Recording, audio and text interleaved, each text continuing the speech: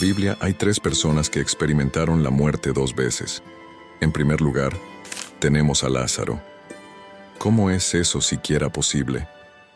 Hebreos 9 versículo 27 nos dice que está destinado a que todos los hombres mueran una vez, y después vienen ciertos juicios. La interpretación de este versículo establece un principio en lugar de una ley absoluta.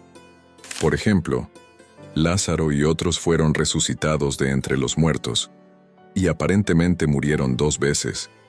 Pero esto no contradice a Hebreos 9 versículo 27. ¿Quieres saber lo que pasó realmente de acuerdo a la Biblia? Antes, recuerda suscribirte a Secretos Revelados si te interesan los secretos más profundos de nuestra historia antigua.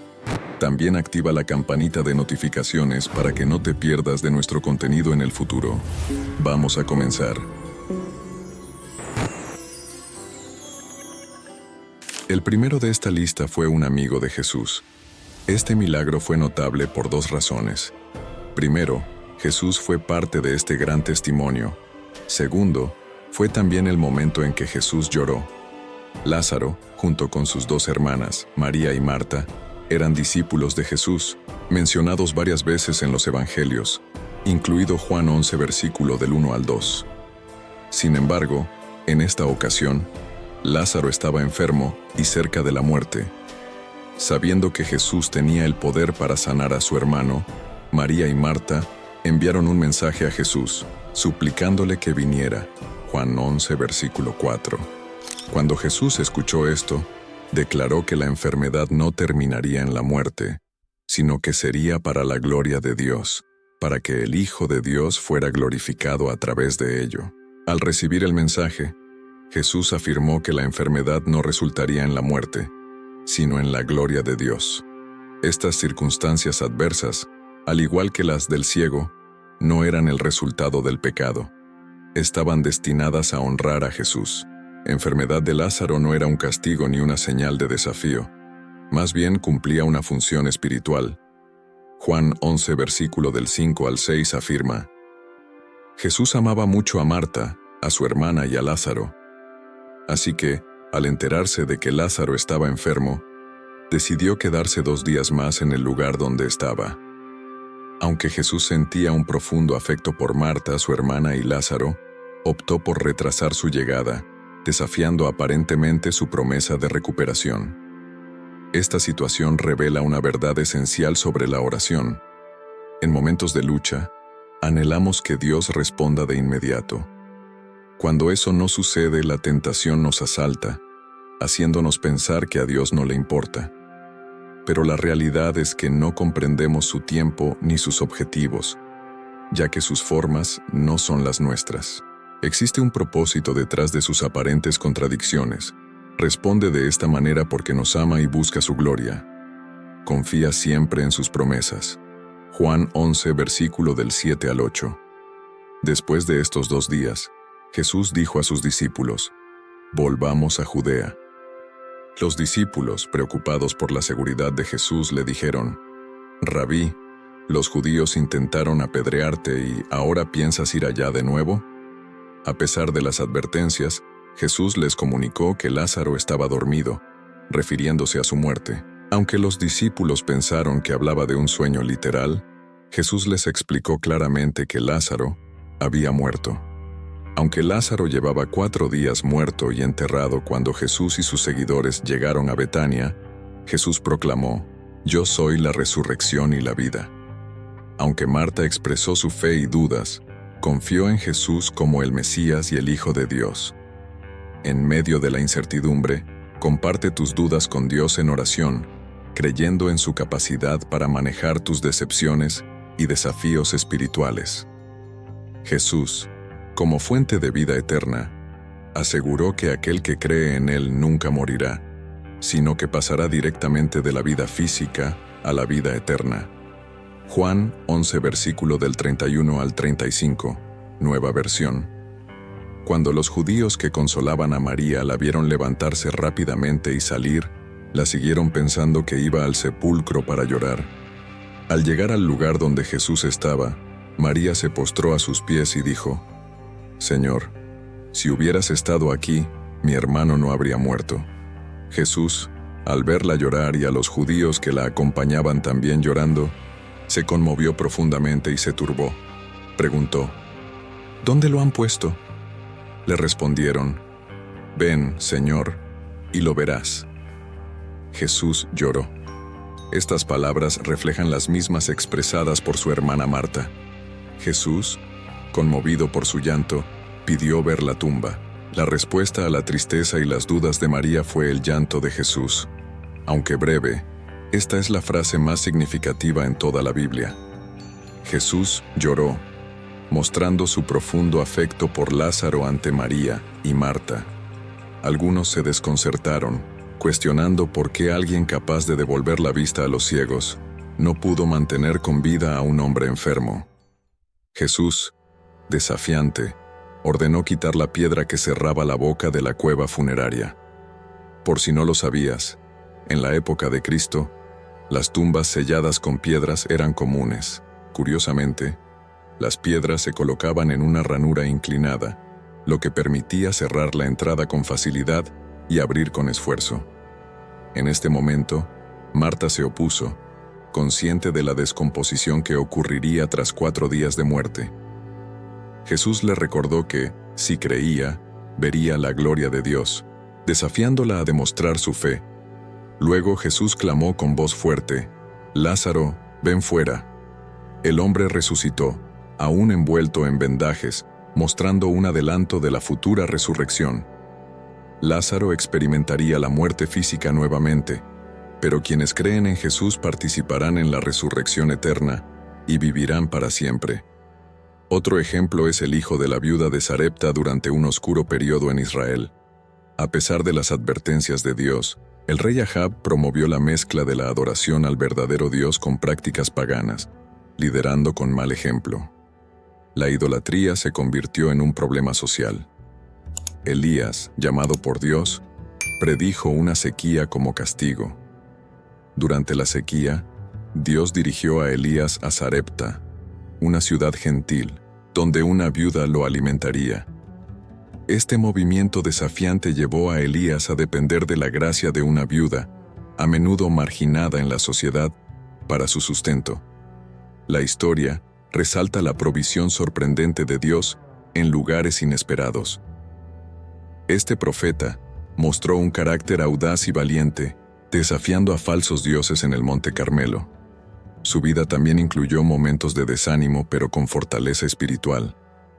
Primero de Reyes 17, versículos del 10 al 20. Alzóse y fue a Sarepta. Y cuando llegó a la entrada de la ciudad, he aquí, una viuda estaba allí recogiendo leña, y la llamó y le dijo: «Por favor, tráeme un poco de agua en una copa para que pueda beber». Mientras iba a buscarlo, la llamó de nuevo y le dijo: «Por favor, tráeme un pedazo de pan en tu mano».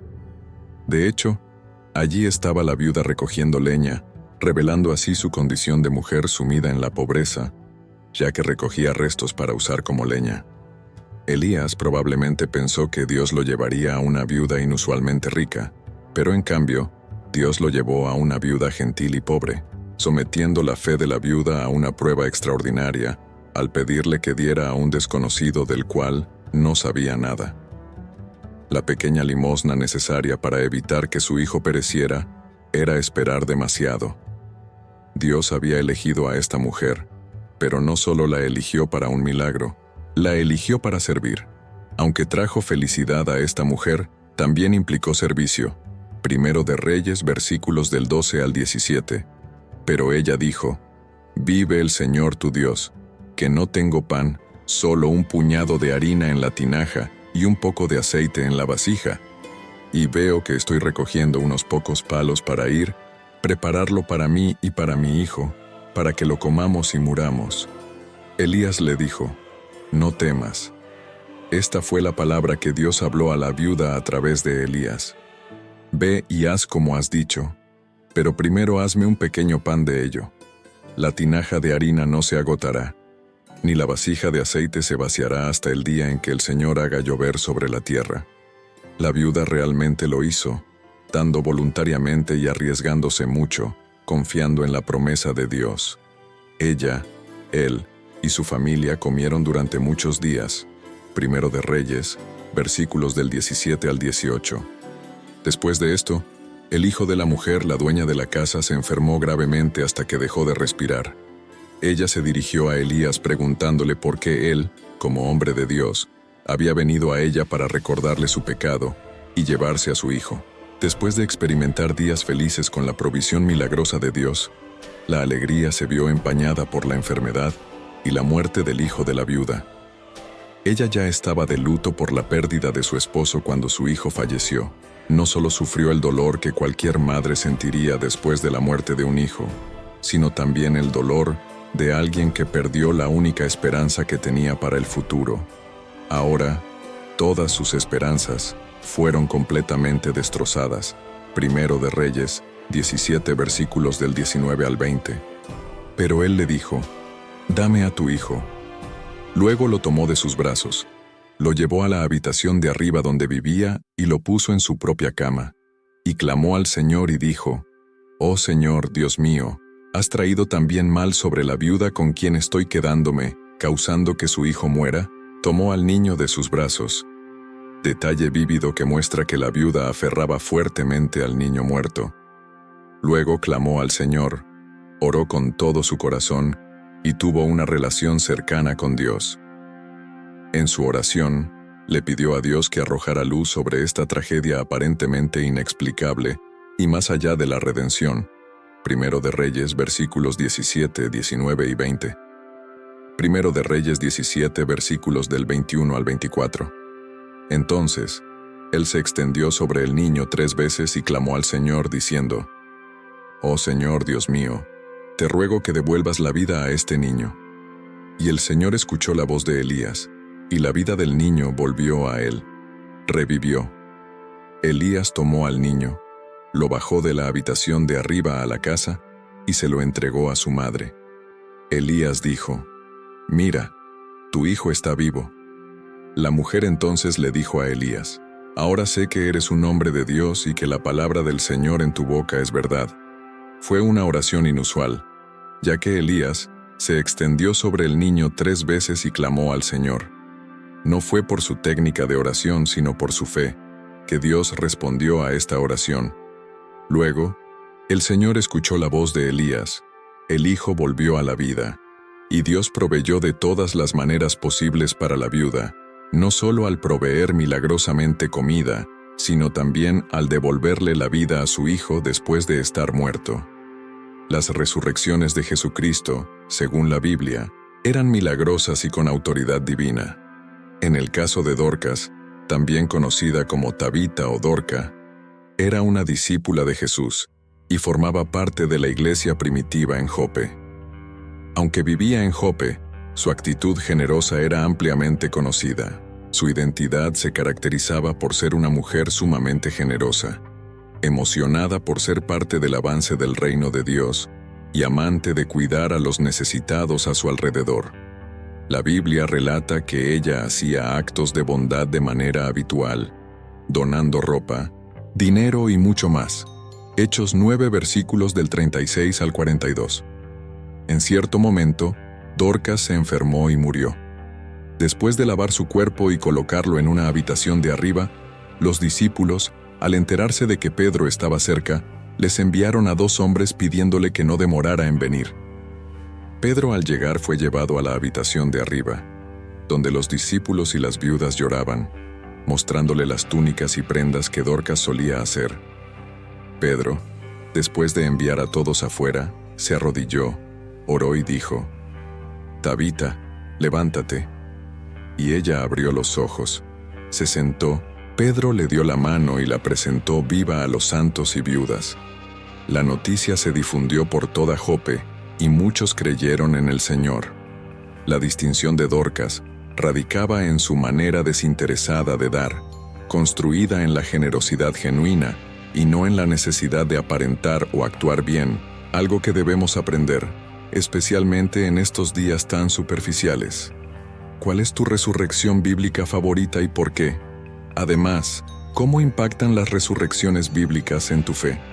Haznos saber en la sección de comentarios. Si te ha gustado este video, regálame un like Comenta qué te ha parecido en la sección de comentarios. Recuerda suscribirte a este canal y compartir este video. Gracias por llegar hasta aquí y que Dios te bendiga.